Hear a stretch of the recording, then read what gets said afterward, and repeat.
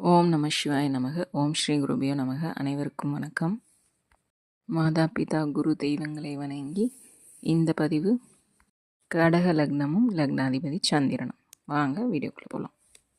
கடக லக்னத்திற்கு லக்னாதிபதியான சந்திர பகவான் வளர்பிறை சந்திரனாக இருந்தால் முழு சுபராகிறார்.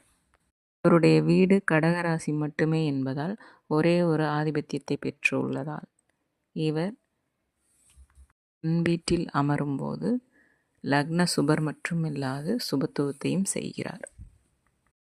காரகர், வாய்க்கு காரகர், பயணம், வெளியூர் வெளிநாடு பயணம் செல்லக்கூடிய பயணத்தை குறிக்கக்கூடிய நபர், இடமாற்றத்தை குறிக்கக்கூடியவர், உணவிற்கு அதிபதி, மானியங்களின் அதிபதி, மொழிக்குரியவர்.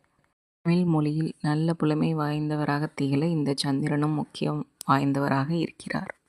கடக லக்னத்திற்கு 6ஆம் வீடான தனுசு மற்றும் 8ஆம் வீடான கும்பம், 12ஆம் வீடான மிதுனம், பாதகஸ்தானமான ரிஷப வீட்டில் இந்த 4 பாவங்களை தவிர மற்ற எந்த பாவகத்தில் நின்றாலும் நற்பலன்களையே தரக்கூடியவராகிறார்.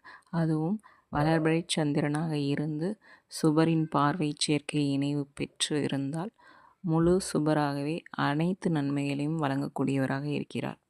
5 மற்றும் 9ஆம் பாவத்தில் யோகஸ்தானத்தை பெறுகிறார். இந்த வீடியோ உங்களுக்கு பிடிச்சிருந்தால் லைக் பண்ணுங்கள், ஷேர் பண்ணுங்கள், கமெண்ட் பண்ணுங்கள், சப்ஸ்கிரைப் பண்ணுங்கள்.